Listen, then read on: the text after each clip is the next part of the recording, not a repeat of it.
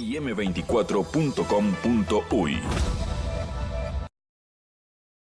Analista de la Universidad Central de Colombia.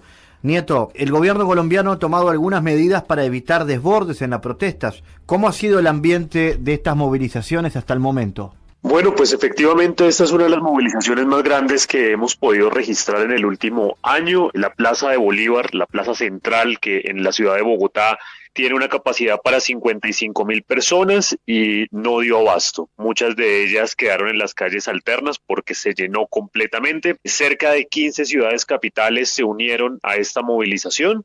Y efectivamente ustedes han dado los 5 puntos fundamentales por los cuales la ciudadanía decidió movilizarse. Esta movilización, esta marcha tiene una característica y es que no es un gremio, no son solo docentes, no son solo estudiantes, sino que aquí vemos sindicatos, trabajadores, transportadores, estudiantes, universidades tanto públicas como privadas, colectivos juveniles, barras futboleras, los sectores LGBTI y todos los grupos manifestándose por esos 5 cosas que ustedes han dicho: lo laboral, lo pensional, la reforma en educación, una indignación por la muerte de unos menores de edad, niños, niñas y adolescentes, 18 menores que fueron asesinados en un operativo en el Caquetá, en la zona del Caquetá en Colombia, y que este año han muerto más de 155 líderes sociales sin ningún proceso de investigación fuerte de fondo.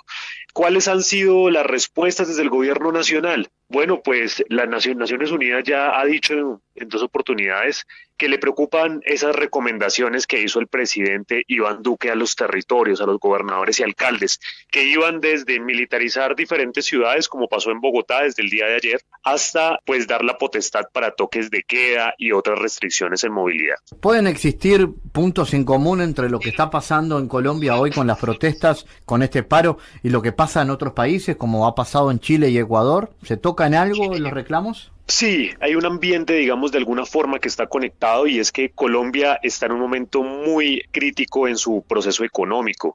Es el año donde más hemos tenido una devaluación de nuestro peso colombiano. En la banca y en el mercado internacional las acciones de nuestras empresas están cayendo, y a esto se suma que esas reformas, que son precisamente para impulsar la economía, terminarían afectando a los ciudadanos. Por ejemplo, en el ámbito laboral se dice que mediante un proyecto de ley que ya presentó el Centro Democrático, que es el partido de gobierno del actual presidente, pues las condiciones laborales para los jóvenes entre 18 y 28 años quedan en un nivel bastante precario. Vamos a poner el ejemplo. Se le pide en esta nueva reforma a las empresas que paguen solo el 75% del salario mínimo mensual a los jóvenes entre estas edades. Y recordemos que hoy Colombia tiene uno de los salarios mínimos legales mensuales más bajos de todo el continente. Son solo $240, mientras Argentina está en 282, Bolivia en 307, Chile en 378. Ecuador en 394 y Costa Rica en $536. En Colombia solo llegamos a 240, y esta nueva reforma adicional pide que a las empresas le paguen a los jóvenes solo $180 mensuales. Esto desata el proceso de indignación y se suma a que las pensiones serían ahora por horas, lo que llevaría mucho más tiempo para poder completar ese tiempo para poder acceder a la pensión, y privatizar Colpensiones, que es el fondo de pensiones del Estado.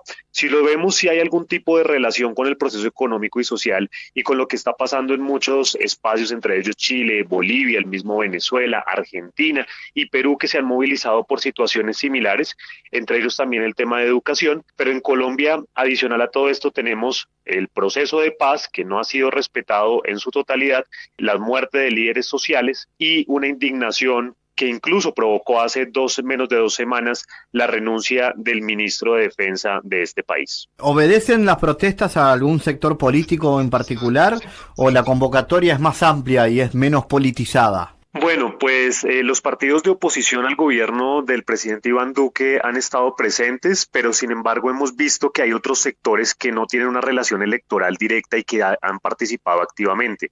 Entre ellos, por ejemplo, las barras futboleras, los sectores LGBTI, incluso algunos sectores religiosos se han sumado.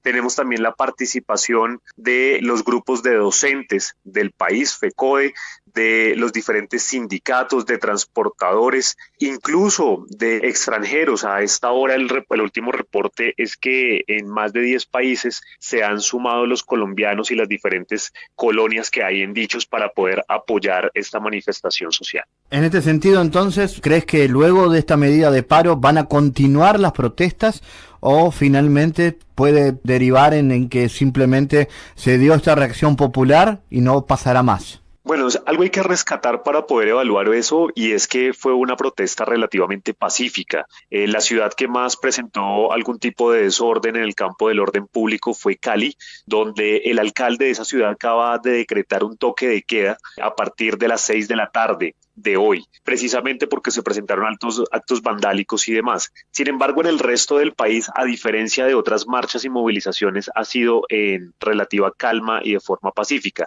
En este momento hay unos pequeños enfrentamientos entre la policía y algunas personas de la marcha en las inmediaciones de la Plaza de Bolívar de Bogotá. Dependiendo de cómo cierren estos actos, que están programados a cerrar hacia las 7 de la noche, hora Colombia, estaríamos evaluando si se va a continuar o no.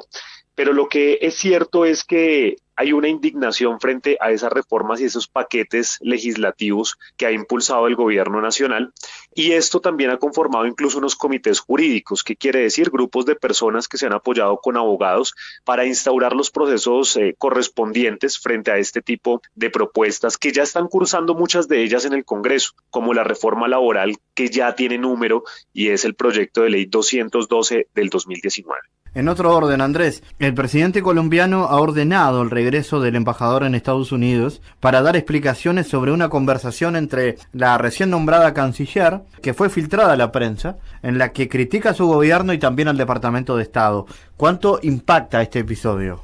Sí, el audio de la conversación que tuvo Blum y Santos, y bueno, se suma a una serie de situaciones y crisis de gobierno que ha tenido el actual presidente Duque. Entre ellos, recordemos que el ministro Botero tuvo que renunciar luego de dos procesos que fueron muy fuertes en la opinión pública. El primero es que hace 2 meses se dio como exitosa una operación a supuestas disidencias de las FARC en la zona del Caquetá, pero hoy se conoce que entre las 17 personas que fueron asesinadas, habían niños, habían menores de edad, y hoy pues el gobierno no tiene explicación clara sobre por qué se hicieron los bombardeos y los ataques, teniendo en cuenta que el derecho internacional humanitario y el protocolo de Damasco pues da prioridad y protección a los menores de edad. Eso generó una crisis que se sumó a una serie de salidas en falso que ha tenido tanto la vicepresidencia como diferentes ministerios, al punto que la presión política llevó a la renuncia del ministro. Y si empezamos a sumar lo que está pasando no solo con esa representante internacional, sino con diferentes embajadas y consulados, vemos que hay que tomar un nuevo camino, y lo que han recomendado los analistas políticos y electorales es que el presidente Duque debe evaluar quiénes están en su gabinete, reconformarlo de ser necesario y tener especial cuidado en los sectores de salud, de educación, vivienda, el de minería, que es un tema muy álgido en este momento en Colombia, el de trabajo y el Ministerio del Interior. Entonces sí se suma, digamos, a una serie de salidas en falso de personas del gabinete del actual presidente que lo pueden poner en jaque en muchas oportunidades. Andrés, ¿esto puede dañar la relación entre Estados Unidos y Colombia, tomando en cuenta de que, bueno, son países que han tenido una alianza política bastante fuerte? Pues esperamos en cualquier medida que las relaciones políticas sean manejadas a la altura que sean necesarios para poder continuar con todos los procesos, evidentemente sin que Colombia llegue a la pérdida de alguna de las relaciones o protocolos que están establecidos, pero lo que hemos logrado analizar es que quizás no hay una relación directa o pérdida con lo que tenemos con Estados Unidos. Lo que sí es que se desata una nueva crisis al interior del gabinete del presidente Iván Duque y de las personas que lo rodean precisamente en este ejercicio de gobierno. También dentro de la plataforma de los movimientos sociales está lo que ha sido el fracaso del proceso de paz que ha impulsado el gobierno, sobre todo por su negativa a continuar. ¿Qué tanto impacta eso? ¿Se sigue hablando de eso en Colombia hoy? Sí, hoy es un debate que está abierto precisamente porque el proceso de paz con las FARC ha tenido bastantes tropiezos en el último año. Incluso muchos de las personas que surtieron el proceso y que hacían parte de las FARC hoy creen que el gobierno no les ha cumplido todos los acuerdos del proceso en La Habana. Y esto nos lleva a una crisis porque recordemos que este proceso de paz era fundamental. Estamos hablando de un proceso de paz para terminar el conflicto armado más antiguo de este hemisferio, del hemisferio occidental, y uno de los que ha dejado más víctimas y condiciones de desplazamiento en Colombia.